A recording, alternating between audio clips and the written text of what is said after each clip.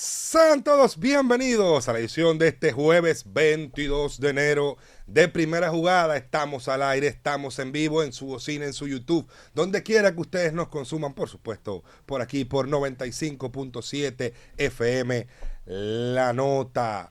Luego de una pausita, un descanso, miércoles, día de Nuestra Señora de la Altagracia, para recobrar un poco de energía, preparándonos para ese juego de brinco y espanto que tuvimos en la noche de ayer en el juego 1 de la serie final de la Liga Dominicana de Béisbol.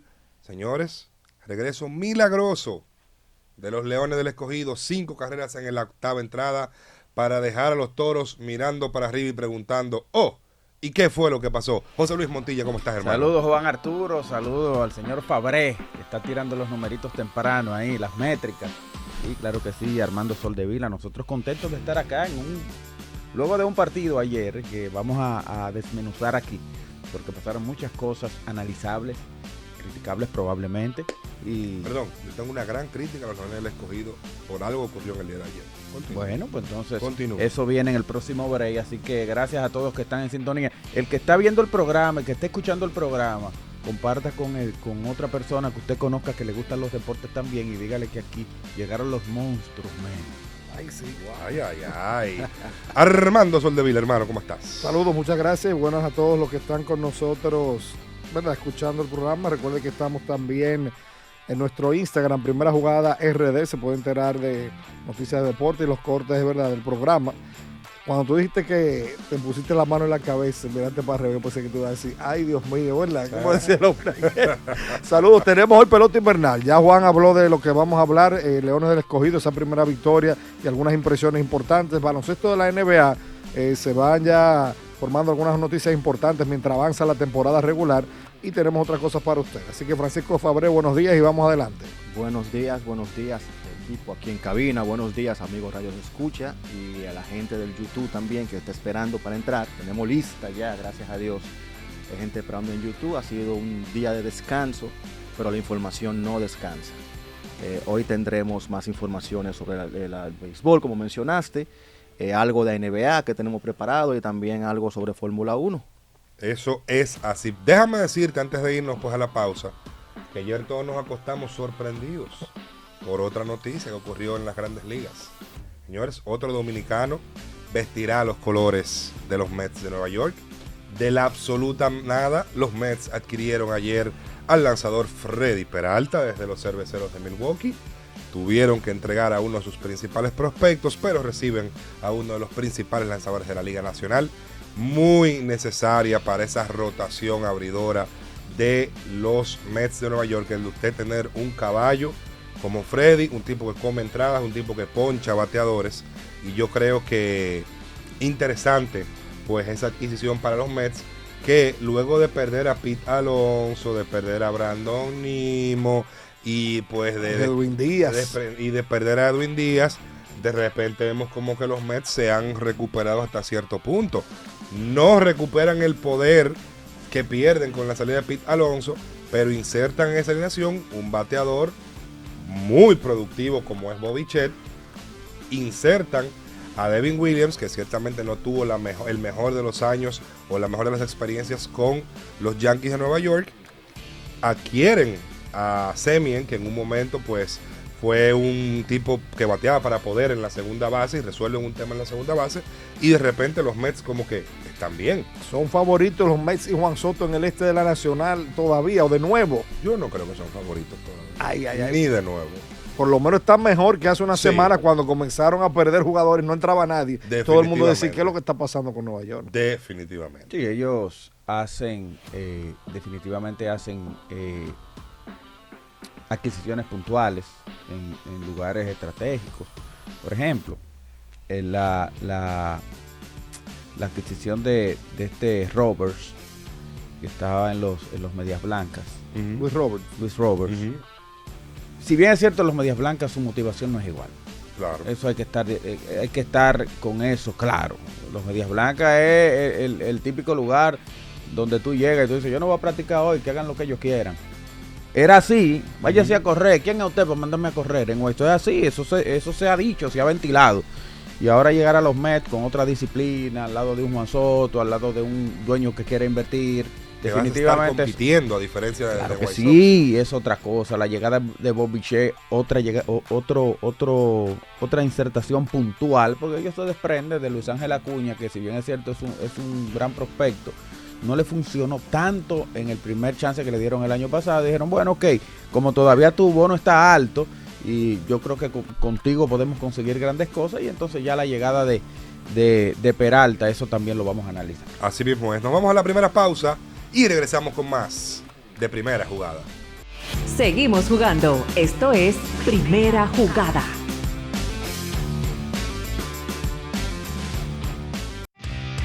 Llega el momento de hablar del béisbol que nos representa aquí y en el resto del mundo.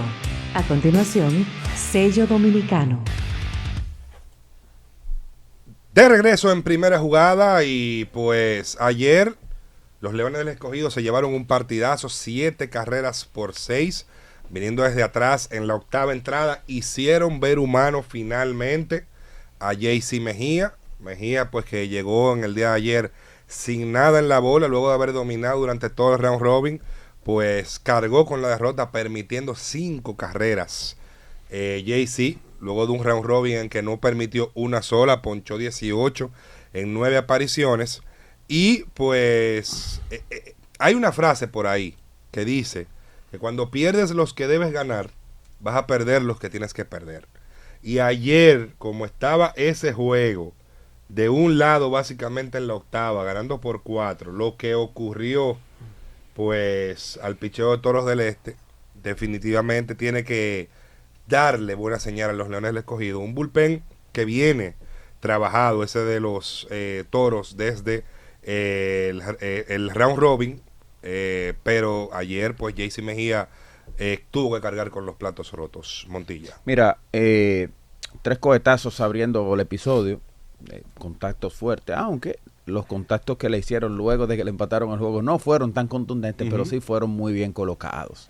En ese partido hay tela por donde cortar, probablemente haya argumentos para usted decir que los Leones lo pudieron haber hecho diferente, los Toros, perdón, en términos estratégicos. En ese momento, cuando dan transferencia a Jamaico para picharle a Alcides Escobar. Escobar no hace que ese super contacto, pero el juego se empata. Muchos dirán, hay 2 cuestiones en el asunto. Una es, pero ¿cómo envasas la ventaja? Luego del partido ya terminado, es fácil reconstruirlo, y todos son genios y todo el mundo sabe que va a llover después que ve el agua. Pero al momento, ¿qué tan correcto fue? Te transfiero, aunque tú seas la ventaja, y me enfrento a un Alcides Escobar, ya un veterano, que no tiene el mismo poder, y abro la posibilidad de batear para doble play. Alcides da el hit, entonces el juego se empata, y posteriormente entonces, con corredor en tercera, Franchi Cordero da el fly de sacrificio. Yo creo que la cuestión ahí es donde está. No, y te digo algo también, mucha gente, ya esto se ha hablado muchísimo porque el juego fue anoche. Tú preguntas hasta cuándo tú permites, a cuántas libertades tú le permites a un lanzador, a un relevista principalmente en una serie final, tomando en cuenta la urgencia que tienes. Tú dejas que JC Mejía, que regularmente, te digo algo, porque uno le da seguimiento a estos juegos, es un tipo que o viene bien o no viene tan bien. Y lo digo porque este año tambaleó un poquito, ya especialmente, aunque tal vez el rol ideal de Mejía era el que tenía ayer, que no estaba en una situación necesariamente de salvamento y tenía una ventaja amplia. Regularmente es un lanzador que para momentos más apretados a veces tiene un poquito más de problemas. Tal vez tenía su mejor momento, su situación ideal para pichar, pero en una final, cuando tú estás especialmente comenzando una serie que nada está decidido, que todavía no hay un ambiente definido y los equipos están tratando cada uno de tomar el control, de tú permitir libertades, de que un relevista, pues un juego que está en un momento de un lado a tu favor, tú le permitas que a un relevista te le pegue un juego así o te empaten un partido de esa manera y mucho menos irse arriba. ¿Le dio Víctor Esteves un bateador de más ayer a JC Mejía? Cuidado si no más, pero yo creo que sí, que le dio uno de más. Claro, y es lo que Yo creo te... que sí, por eso te digo, cuidado si mismo más de Escobar. uno. El mismo Escobar. Pero... Yo creo que sí. Después de los 3 primeros contactos. Sí, que tuve que ya se está armando un que problema. Se está armando un problema. O sea, con los 3 primeros contactos te anotan una carrera. Fueron 2 sencillos, 2 balas. Y luego el doblete. Después de que tú llenas las fases, era el momento de tú traer a otra gente. Oye, yo me fui incluso, yo hasta cambié de deporte cuando yo hice el análisis de ese juego anoche. Yo me fui a la serie de Knicks de Nueva York, Indiana Pacers el año pasado. No sé si ustedes recuerdan esa final de conferencia del Este, que los Knicks de Nueva York iban ganando ampliamente el primer partido. Sí. Indiana le viene de atrás, fue el juego donde Tyrese Haliburton se agarró el cuello cuando le empató el juego al final del último cuarto. Se fueron a tiempo extra, Indiana le gana. Y mucha gente dijo en ese momento, los Knicks perdieron la serie. Votaron la serie mismo y tú dices, bueno, pero como una serie de 7 juegos, tú la votas perdiendo el primero, todavía queda mucha Son acción. detalles. Sí. Son detalles. Son Los Knicks detalles. eran favoritos para ganar esa serie, no se recuperaron, perdieron ese partido finalmente y se quedó pues esa gran mancha de ese primer partido que tú pierdes, te deja escapar de las manos y cuidado si los Toros perdieron una oportunidad importante y se le va hasta la serie. Eso hasta baja el ánimo de los jugadores. Eso te iba a decir, que eso puede desmoralizar a los jugadores después de tener una cama más o menos amplia. Yo entiendo que sí, que Esteves le dio un bateador más. Mira, tú sabes que yo quiero pensar, porque también a veces uno como comunicador, como fanático del béisbol, uno a veces trata de entender lo que está pasando. Y aunque uno no esté de acuerdo, uno dice, bueno, no estoy de acuerdo, pero puedo entender lo que tú quisiste hacer. Yo, como Mejía es un bateador, un lanzador que depende mucho de que le baten por el piso, a lo mejor él dijo, no, en vez de yo traer otro que me le den un batazo alto, probablemente con base llena y me terminen de empatar el juego, Sí. o de sacarme de juego, déjame darle uno más a Mejía, que es un hombre que tiene la capacidad de arrastrar un bateador, y aquí termina la entrada y yo sigo ganando 6 carreras por 4, o como mal menor de un rodado donde nada más se haga un out y sigo en ventaja 6-5. Y se puede decir que el rodado salió, pero el rodado salió muy bien colocado. Salió Claro. entre tercera y short, y ahí entonces el juego se empató. Hay cosas, y yo creo que al final los Toros tienen también que sacar positivos de este partido. Claro. La presentación de Egnis Romero, por cómo comenzó el juego, uno vislumbraba que Egnis no iba a durar 3 entradas. Las 2 carreras que le hacen en el mismo primer inning, se había descontrolado, permitió pues contactos sólidos también en el caso de Egnis. Y el recuperarse, darle 5 entradas, o sea, no permitir más nada después del primer inning a los Leones del Escogido, tiene que ser positivo. Porque conservas el bullpen. Ayer el Escogido tuvo que usar un gran número de lanzadores porque Sí. ellos pierden a Travis Lankis en el primer inning. Lankis tiró una entrada.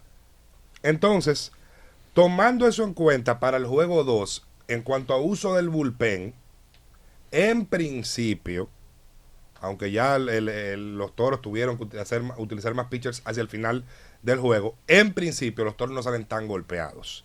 Ahora, ellos no pueden permitirse a nivel de bullpen que les siga ocurriendo esto, porque van a seguir perdiendo partidos que tienen metidos en el bolsillo, y cuando tú pierdes esos juegos, pues las series, como ustedes bien señalan, van hablando, van diciéndote cosas.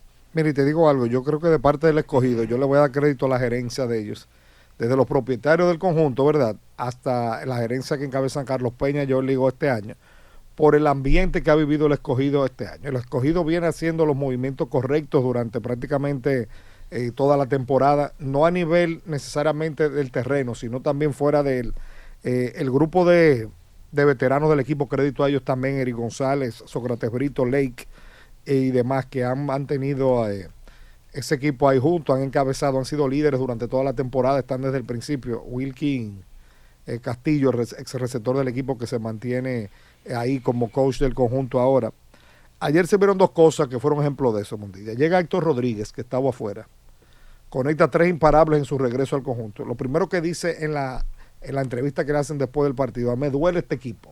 O sea, ese es el ambiente que se vive en ese conjunto, y tú sabes que en béisbol y en todos los deportes, fue cuando tú tienes ese extra fuera de lo que está pasando en el terreno, de los jugadores entregados, de todo el mundo luchando por la misma causa, todo el mundo empujando para el mismo sitio, el resultado se siente, se ve diferente.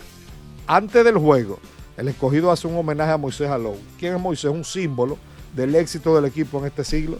Recuerda que cuando vinieron los 18 años sin ganar del Escogido, ellos, con una gerencia que encabeza a Moisés Alou, le dan un giro a la franquicia, comienzan a ganar títulos. Creo que tienen 5 ya después de la llegada de Moisés, de esa era que comenzó 2009. En Estoy seguro que hizo meeting antes del juego. ¿Me entiendes? Entonces, aquí tú le das homenaje a Moisés Alou, venga un homenaje. Un tipo que representa pues la fuerza de tu conjunto.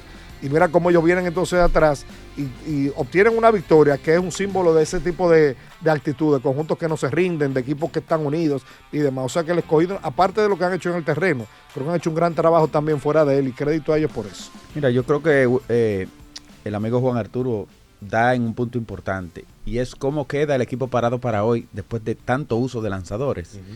Te dirá, sí, pero el otro también usó 6 y probablemente usó también, aunque no usó la misma cantidad, usó lanzadores importantes que suele usar todos los días, como JC, como Colbe, como Jan Mariñez, etcétera. O sea que yo no sé, y quiero escucharlo a ustedes, quién llega mejor parado en ese sentido con relación al picheo para hoy, porque fue un juego prácticamente de bullpen. Por eso yo siempre he hecho énfasis en el bullpen, porque ahí es donde se deciden los partidos. Correcto. Bullpen y defensa. Sí. Lo que mencionábamos el martes, ofensiva te ganan los juegos, defensa y picheo te ganan los campeonatos. O sea, volvemos al punto. El hecho de que tú tengas un abridor que te pueda dar 5 entradas y tengas a otro que te da solamente una, te cambia hasta cierto punto el plan de trabajo. Por lo que tú decías, hay lanzadores que tú quieres utilizarlo en situaciones particulares y que por las mismas líneas que te trazan sus equipos de grandes ligas, tú no puedes usarlos en días consecutivos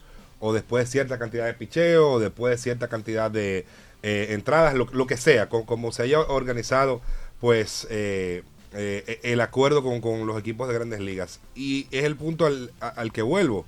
Al final, cuando tú tienes un juego en el cual tú estás jugando desde abajo temprano, como es el caso del Escogido, tú tienes que utilizar tus mejores lanzadores para tratar de hacer prevención de carreras. Y al principio el Escogido no pudo contener la ofensiva de los Toros, por eso los Toros hicieron 6 carreras temprano. Sí, exacto. ¿Tú entiendes? O sea, los Toros hicieron 6 carreras, bueno, 5 en 3 entradas y la sexta llegó en el octavo. Entonces, entre el cuarto y el séptimo, cuando el bullpen aprieta y te permite sacar los outs sin más daño, pero los Toros conectaron 11 hits. Sí, los Toros. Los Toros tuvieron mucho tránsito en las bases, tuvieron 12 hombres en las bases. O sea, ellos siempre estuvieron amenazando. Los Toros vienen de lejos en eso. Sí. Entonces, cuando tú ves eso, ciertamente la mejor parte del juego de ayer se la llevan los Leones. Con eso no hay ningún tipo de duda. No, y además de lo que estaba hablando del picheo, los Leones se aseguran contra incendios en el draft, que toman a 2 relevistas, a Foster y a Miranda, que eso los va a ayudar también en la profundidad del bullpen, que ninguno de los dos picharon ayer, por ejemplo. Pero mira, o sea, Toros, sacando al abridor, Leisure, ya que es abridor que va a abrir el juego 4, Jacabonis, primero del bullpen, Mariñez, segundo, JC Mejía, tercero. O sea, usas 3 relevistas. El Escogido, Lankins, el abridor, lo sacas, pero utilizas a West, a Gavin, a Hernández, a Jan, a Marcelino, a Neris, que tuvo que lanzar mucho en el día de ayer, a Zavala y a Novosek. Si tú me hablas a mí de conservación del bullpen, hoy los Toros del Este llegan mejor al segundo juego que lo que llegan Leones del Escogido. Bueno, tuvieron una apertura de 5 entradas de Denis Romero, ¿verdad? Ya con eso, en esta liga eso es un juego completo prácticamente. Exactamente, entonces es el punto que quiero hacer. Cuando tú ves los nombres en términos generales que utilizaron los Toros para tratar de proteger su ventaja, los Leones comprometieron más. Pero hay un punto de quiebre que puede dar, vamos a decir, puede dar una estocada hoy. Y es que los Leones llevan a un tipo con experiencia de grandes ligas, en José Urquidy, que ya tiró 5 en blanco, ya ha tirado 9 innings en 2 salidas. Y puede reencauzar. Ha venido de menos a más, Urquidy. Puede reencauzar la situación de modo de que el bullpen tenga mejor descanso. Y si el juego de los Leones lo pueden abrir temprano, bueno, mucho mejor. Porque pueden poner un lanzador del equipo 3, de la línea 3, contra un tipo como Nabil Crisma, que no ha lanzado. O sea, nada me garantiza a mí que Crisma va a 5 innings. Claro. O sea, y que viene de lesión arriba de todo, Crisman. Los Leones salen muy bien parados. Claro. En ese matchup, Urquidy contra Crismas, Urquidy debe llevar las de ganar hasta este momento. Ese partido en la Romana a las 7:30 de la noche en este jueves 22 de enero. Señalé que quería criticarle algo a los Leones ayer. Viene Obviamente, todos los equipos tienen su equipo médico, sus protocolos, y ellos saben cómo siguen sus cosas. Ayer, en la primera entrada, en una llamada de Volk a Enny Romero, Enny hace un lanzamiento desviado y golpea en la cabeza a Raimel Tapia. Tapia se quedó en el juego. Yo asumo que le hicieron todo el asunto del protocolo de conmociones cerebrales y asumo también que él lo pasó. Sin embargo, con todo lo que sabemos hoy de cómo funcionan o lo que no sabemos Exacto. de las conmociones cerebrales y de cómo muchas veces los efectos se presentan minutos después, horas después, hasta días después de recibir un golpe o varios golpes en la cabeza. Hasta cierto punto, yo creo que fue un riesgo dejar a Raimel Tapia en el día de ayer. Porque no fue a 60 que le dio la bola en la cabeza.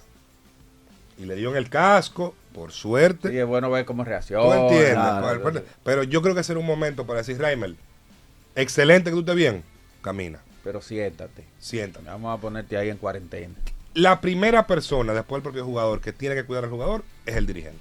Claro, es así. Y yo sé que el jugador le va a decir, yo estoy bien, yo puedo jugar, No no me me saque, déjame, yo puedo con esto, no te preocupes por mí que yo estoy bien. Eso el jugador siempre te lo va a decir porque el jugador es competitivo. Claro. Ahora, No, y hay algo que se llama adrenalina. claro, La adrenalina a veces está tan alta que a ti te mochan un brazo y tú no te das cuenta. Sí, Así, y sigue así, claro, una sigue pelea, para adelante. claro. entonces, yo también creo que tú tienes que evitar que los jugadores se hagan daño. No estoy diciendo con esto que se violaron protocolos, que no se siguieron. Ni que Tapia está mal. Ni que Tapia está mal. Pero sí es una observación que hago porque realmente, ahora que tenemos información sobre las conmociones cerebrales y cómo más o menos funcionan, creo que es un acto de responsabilidad también decir al jugador no para cuidarlo. Wow, mira, y tú das un punto tan interesante. Eso es bueno hasta tener un doctor para que explique bien eso. ¿Sabes por qué? Porque hay deportes que, ok, las conmociones cerebrales afectan mucho, pero probablemente no te afectan tanto tu juego. Por ejemplo, el fútbol de la NFL, tiene una conmoción, te sacan, sale unos cuantos días, y cuando tú regreses no te afecta tanto el juego, porque no es un deporte de pulgada, ni de milímetro, ni de centímetro.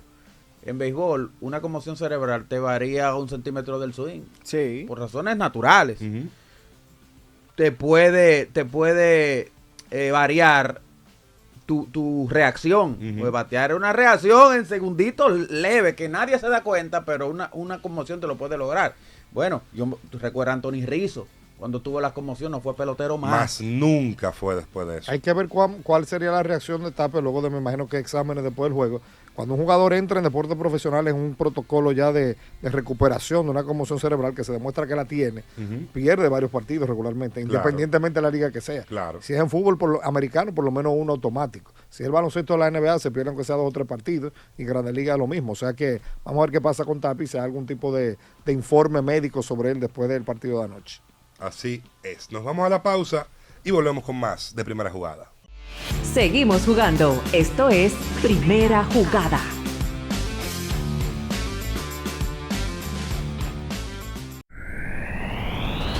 Entramos a la zona caliente. Balón al aire y el quinteto en cancha. A continuación, en la pintura.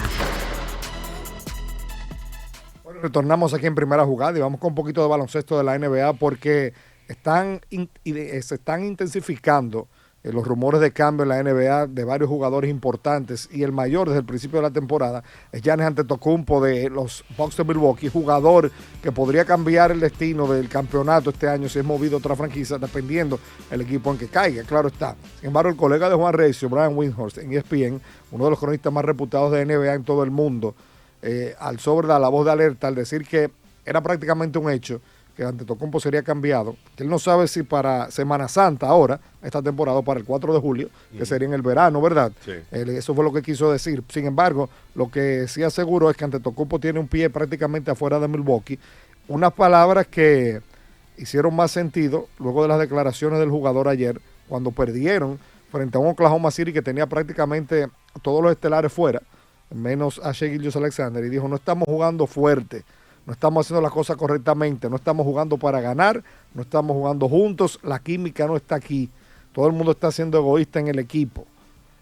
Milwaukee está a punto, de perder una racha de 9 temporadas consecutivas yendo a playoff. Tienen récord de 18 victorias, 25 derrotas y están número 11 en la Conferencia del Este. O sea que ahora mismo están fuera y no han ganado más de 2 partidos consecutivos durante toda la temporada. Regularmente estos jugadores estelares, especialmente cuando están en equipos de mercado pequeña, y se comienza a perder la estructura de un conjunto que ya no tiene a jugadores como Chris Middleton, que era uno de los principales jugadores del conjunto, y Jrue Holiday, cuando ellos fueron campeones, todo el mundo se ha ido, está Antetokounmpo solo con un grupo que obviamente no ha dado resultados. Lo regular es que estos jugadores pidan cambio, se vayan a un equipo ganador, a volver a la ruta ganadora, a volver a competir por una corona. ¿Qué va a pasar con Antetokounmpo? No sé, pero esto es ahora mismo uno de los grandes temas alrededor del baloncesto de la NBA. Yo, el año pasado, dije en varias intervenciones, para mí Giannis se puso el uniforme de Milwaukee por última vez la temporada pasada. O sea, Giannis no le debe nada a Milwaukee. Arranquemos por ahí, no le debe absolutamente nada a Milwaukee.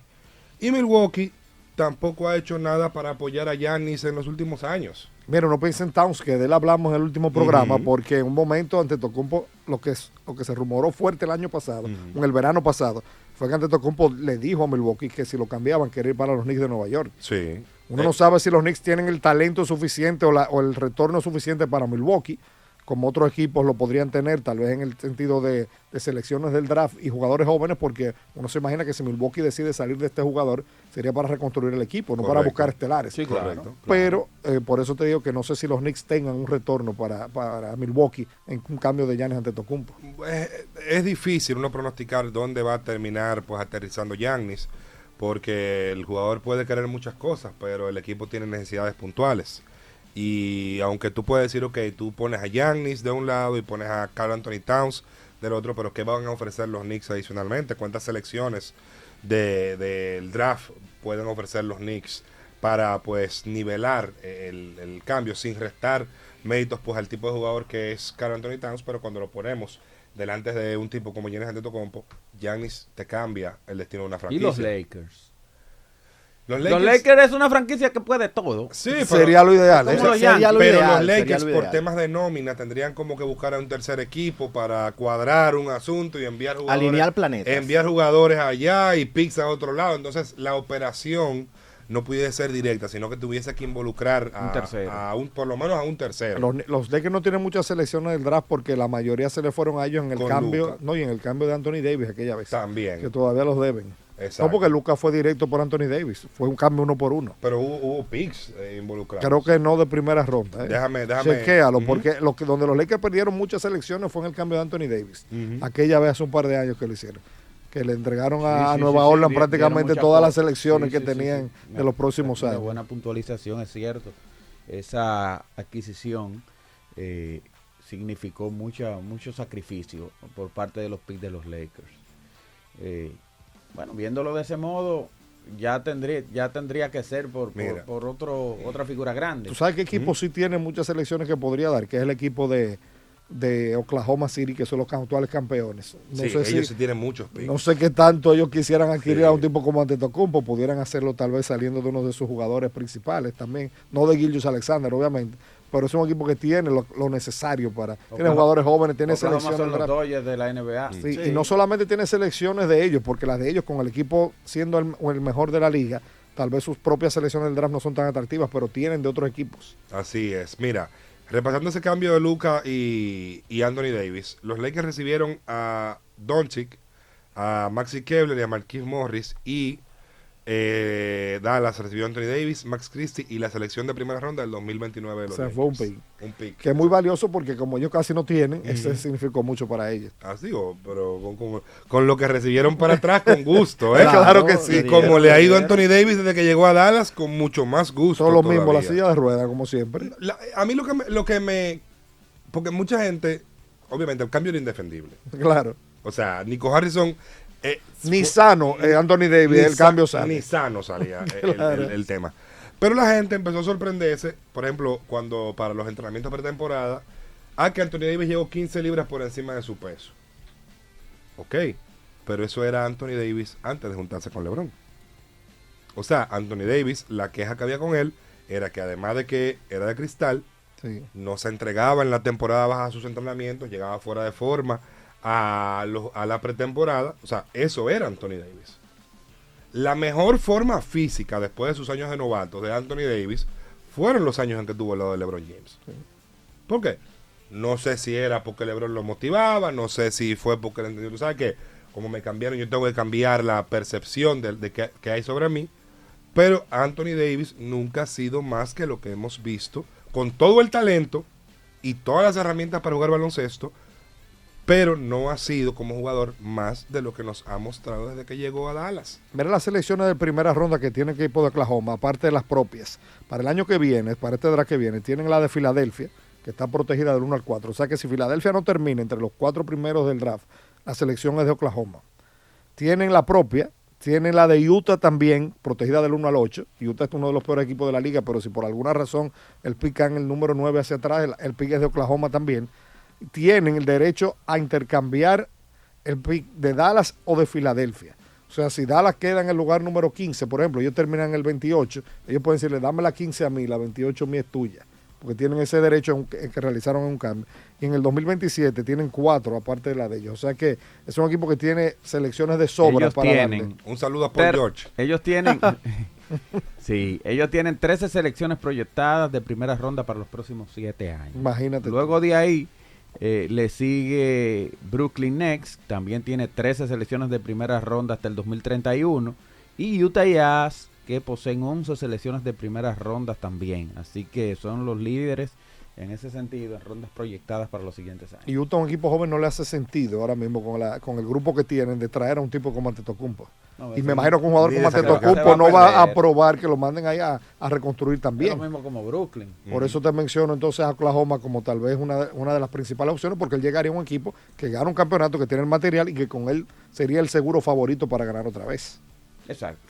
Yo creo que sería la tapa al pomo si llegara. Y ellos a tienen que hacer un equipo cambio como obligatoriamente, porque ellos no tienen, con el roster que tienen ahí, no tienen espacio para incluir 4 novatos que firmen el año que viene de primera ronda. Sería imposible. O sea que de alguna manera tienen que hacer un cambio por esas selecciones. Sí, sí, o sea, ciertamente uno ve a Oklahoma con la cantidad de selecciones que ellos tienen, es muy posible que ellos vayan al mercado de cambios para tratar de redondear un equipo que desde ya es el favorito para ser campeón en la NBA nuevamente. Otra pausa y regresamos con primera jugada. Primera jugada. De regreso en primera jugada y pues el martes en la noche fueron anunciados formalmente los jugadores que acompañarán a Jeff Kent en la clase 2026 del Salón de la Fama de Cooperstown, el boricua Carlos Beltrán, el sexto boricua que entra al pabellón de la fama, y el curazoleño Andrew Jones, merecidas ambas selecciones para el Salón de la Fama. Entiendo pues que ambos hicieron lo suficiente para ser considerados entre la élite en la historia de las grandes ligas y tomarán su lugar en la inmortalidad. El que no me parece es Jeff Kent, pero esos son otros 500. Y hacemos la pregunta fuera del aire de los próximos dominicanos que entran en la boleta. Lo primero es decir que en la boleta el único que se quedó es Alex Rodríguez. Edwin Encarnación solamente sacó 6 votos, eso es 1.4%, no sacó el 5 necesario para quedarse. Y Manny Ramírez ya llegó a su 10º año en la boleta sin alcanzar el 75%, por lo que pierde su derecho a elegibilidad y ahora tendrá que depender del comité de la era contemporánea. Y con los 2 positivos de Manny, pues es bastante complicado su camino a Cooperstown. Dicho eso, los próximos dominicanos que entran en la boleta de votación, de acuerdo al portal del Salón de la Fama de Cooperstown, son: en 2027 entran a la boleta Starling Castro y Ervin Santana. No. Sigue derecho. En la Dos dom- buenos jugadores, pero obviamente no de talento de Cooperstown. Exactamente. Y por el caso de Castro sabemos cómo salió de Grandes Ligas. Santana, pues el rendimiento se fue perdiendo con el paso Sí, de no los años. acumularon los Lo de números. Castro da pena. Lo de Castro da Castro iba, pero pensando entre mil gilas. Sí, desde el principio, ¿eh? Cuando Castro cumplió 30 años en Grandes Ligas, 30 años y él estando en Grandes De Ligas, edad, sí. él llevaba un mejor ritmo de hits que Derek Jeter. Tenía más hits que Una Derek Jeter. locura. Sí. No estoy diciendo con eso que sea el mejor jugador que requiere. No, pero tiene un mejor ritmo de Tiene todo el un mundo mejor ritmo sabe de que porque empezó joven y era un bateador. estadísticamente están ahí los números. Claro. Entonces, pues, sabemos que una suspensión, un confuso incidente por violencia doméstica, lo saca a Grandes Ligas, pierde su contrato con los Nacionales de Washington y a partir de ahí, pues, no pudo regresar a la gran carpa. En 2028 hay dos tipos con los números para entrar a Cooperstown.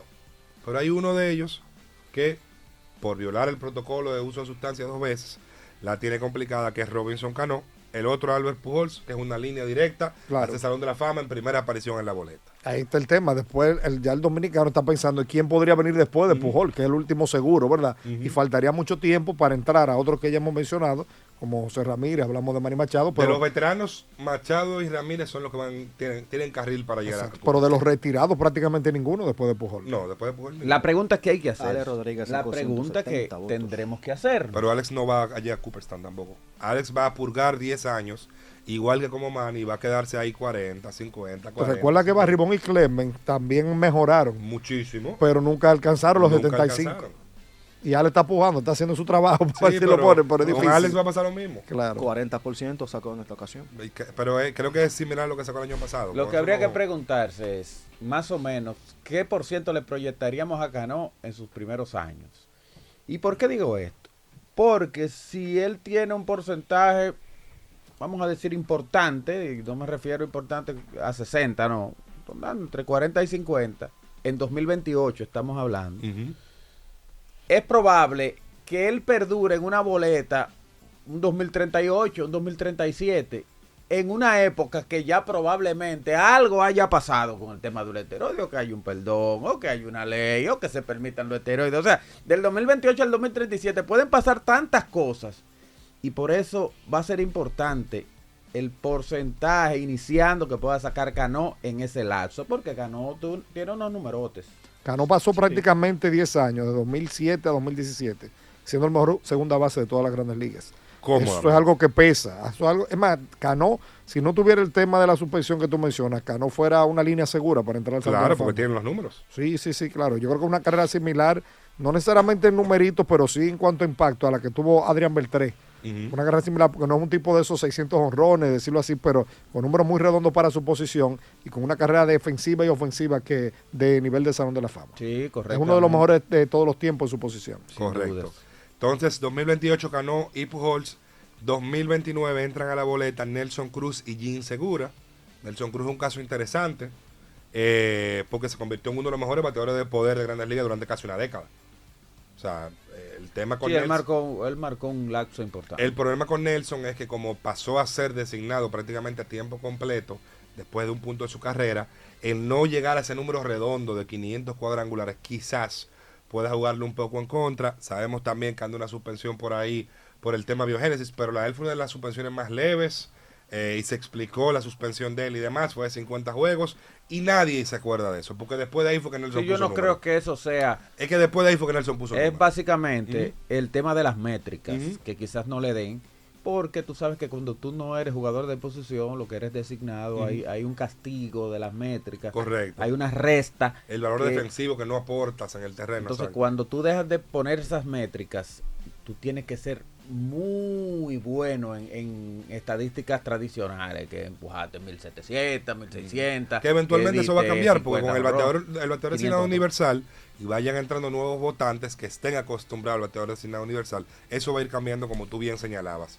A partir de ahí, para las clases de 2030 y 2031, no hay dominicanos programados para entrar a la boleta de Cooperstown. Sí, lo están jugando mucho. O sea que son Hay mucho 6 mal terreno. en los próximos 3 años y luego a partir de ahí veremos A quiénes la se espera, van, ¿verdad? El cuentagotas. quiénes se van uniendo pues a las boletas de votación. ¿Tú Por sabes eso dónde es que interesante. está difícil algo? Que un pitcher dominicano entre ahora mismo. Sí, de O sea, acuerdo. después de Pedro Martínez no ha habido ningún lanzador, ni siquiera que se acerque a eso. A esos números. Y ahora mismo no hay tampoco. Hay pitchers buenos de República Dominicana, pero ninguno que tú digas, bueno, por esta carrera va encaminada a un Cooperstown. Ni cerca, ¿eh? Cueto No, en un no, no. momento uno lo veía con potencial, las cosas no se cuadraron para él, pero No hay un pitcher dominicano dominante. No, ha habido una temporada buena de 1 o 2 años, Sandy Alcántara, por ejemplo, por esos pitchers se van cayendo y esa inconsistencia no te permite ser un candidato al Salón de la Fama. Históricamente no hemos tenido cantidades, Ujú. hemos tenido calidades. Exacto. El caso de Marichal, el caso de Mario Melvin Soto, el caso de José Rijo, el caso de Pedro Martínez, de Ramón, etcétera, muchos etcétera. Pero cantidades no es muy común. Además, en una época donde el lanzador es muy proclive a lesionarse. Sí. Es más difícil. No, nosotros todavía. hemos tenido Yo no muchos diría- lanzadores buenos, pero de 1 o 2 años. Es que yo no diría nada más, Armando, que dominicanos. Es que en lo que vendrá no va a ser tan fácil meter lanzadores por la epidemia de salud que hay en esa posición. No, de hecho, los últimos que han entrado, la mayoría yo creo que han perdido incluso los números que eran antes, los números que te metían al Salón de la Los números de Fama. acumulación. Han sí. cambiado bastante cambiado los números de bastante. acumulación. O sea, ya regularmente un Va a ser pitcher más que tenga difícil. longevidad, consistencia y métrica, ¿verdad? Que lo ayuden, pues eso lo impulsa más a un Salón de la Fama No, que los mismos números. los últimos casos serán los de Clayton Kershaw, Justin Claro. Verlander, Sí. Max Scherzer, y habrá que ver si este muchacho también, el que terminó con Kansas City, Zach Greinke. Zach Greinke. Greinke. Zach Greinke, a ver si le dan a él. Greinke tuvo Tuvo una un carrera. carrerón, pero entonces los últimos años Greinke fue castigado, eso le dañó un poco sus métricas y se quedó como a 14 ponches en los 3000. Ahora, Pero tú va a sabes qué tener que pasa. pasar algo para que la vara baje para los lanzadores. Y debe bajar. Debe en bajar. un momento tendrá que bajar. Yo creo que el mismo eventualmente. Greinke se puede colar por eso, porque cuando él llegue, como que la diferencia de la carrera de él versus lanzadores de ahora va a ser tan amplia que él va a entrar al Salón de la Fama. Como la posición de abridor se está modificando, por lo mismo que tú dices de las lesiones, porque el estilo ha cambiado. Ahora a los pitchers se le dice, tírame todo lo más rápido que tú puedas. Tira todo. Que por cierto, el tema de salida de calidad va a tener que bajarlo. Porque el pitcher cada vez más hace 5 innings que lanza. Ujú. No tira la famosa 7 entradas de 2 carreras. Y eso lo van a tener que cambiar, porque salida de calidad Sí. va a tener quizá alguien 6 al año nada más. Ujú. Y será el líder. Sí, la percepción tiene que Probablemente. cambiar completamente del lanzador de la Grande Liga para poder calificar para un Salón de la Fama. Claro, pero al final yo creo que esos números de acumulación con el tiempo van a ir bajando un poco sí. ese estándar por el mismo hecho de que los lanzadores no están tirando tanto como en décadas anteriores. Habrá gente que diga, bueno, esa es la realidad que tenemos, habrá otros que digan lo de antes era mejor. Entonces tendremos esa discusión eternamente en el No deporte. es que lo de antes era mejor, es que ahora se está protegiendo mucho más al lanzador. Correcto. Sí, pero es se que- protege es que mucho más el que argumento- hace 10 años. El argumento de lo que antes era mejor es muy subjetivo. Porque ¿qué era mejor antes? Tú tenías un tipo que tiraba 21 salidas de 9 innings, tirándote a 60. Sí.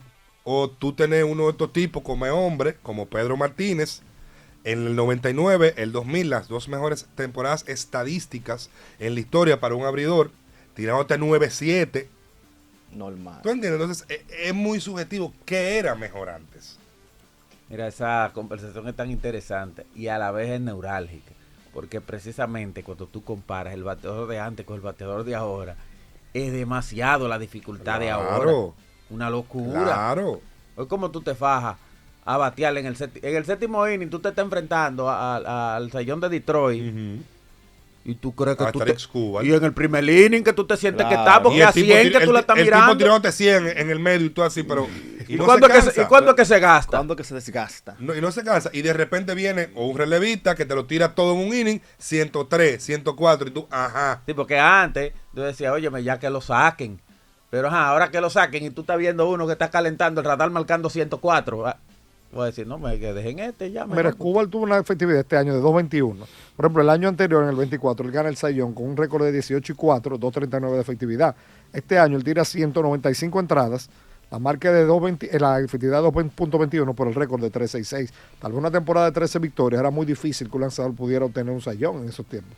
Y ahora no se decía, ahora como quiera, de la manera que él va tirando cerca de 200 entradas y poniendo esa efectividad como lo está haciendo y la eficiencia de su lanzador, es un lanzador atípico para esta época y de los pocos tipos que de tener una carrera larga podría meterse en ese molde de lanzadores de acumular. de Salón de la Fama. Obviamente todavía apenas 2 temporadas completas, para decirlo así para él, que tú puedes decir, bueno, o sea, solamente 2 temporadas grandes de buena calidad son las que ha tenido, muy joven todavía, o sea que falta muchísimo para decir si este lanzador va a ser un tipo que en algún momento se podrá hablar del Salón de Ahora la Fama. también hay que hacer ejercicio. ¿Cuántos bicampeones de Cy Young están fuera del Salón de la Fama. Exactamente. Por eso te digo, le falta muchísimo.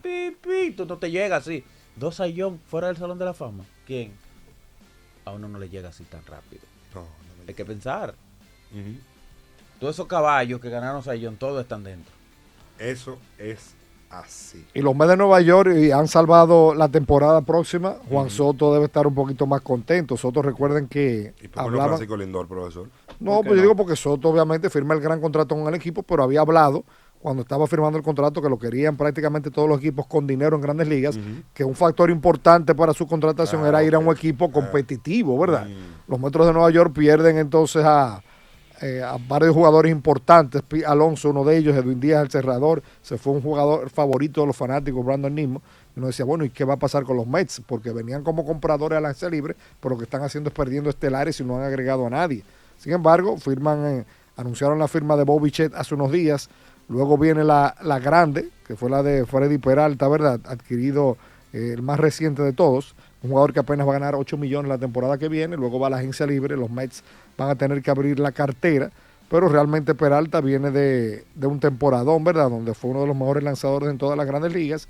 Y se repite algo similar a lo que hizo el año pasado, donde tuvo récord de 17-6, efectividad de 270, 204 ponches. Fue quinto para el Sayón de la Liga Nacional. Si repite algo así, pues puede ayudar muchísimo a unos Mets que van a buscar ir a los playoffs. Mira, me escribe, y el saludo para él, el gran Daniel Araujo, y me dice, Lisenko ganó 2 Cy Youngs. Y es cierto, pero lo de Lisenko fue una carrera rara. Y proyectaba ser uno de los mejores. Cayó, fue repentino, como que él iba caminando, se cayó por un precipicio y se mató. Se le fue el brazo. Literalmente. Fue así como de repente, como que lo apagaron, le dieron a un botón y se desapareció. Así fue Lisenko. Es así, hay otro ejemplo de lanzadores que tuvieron esos grandes momentos en su carrera y luego se le fue la efectividad, perdieron la potencia, perdieron la efectividad como lanzadores y no pudieron continuar con sus carreras. O por lo menos perdieron la calidad de ser Cy Young, ¿es verdad? Es así, definitivamente. Bueno, nos vamos a una última pausa y venimos con la parte final de Primera Jugada. Seguimos jugando. Esto es Primera Jugada.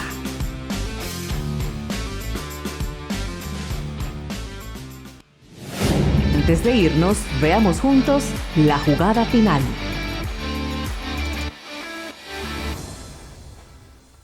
Antes de irnos a lo que es ya la jugada final, una noticia que ha venido moviéndose en el mundo del motor ha sido la famosa compresión variable que viene con el equipo Mercedes. Hablamos de Fórmula 1, estamos en esta parte del programa.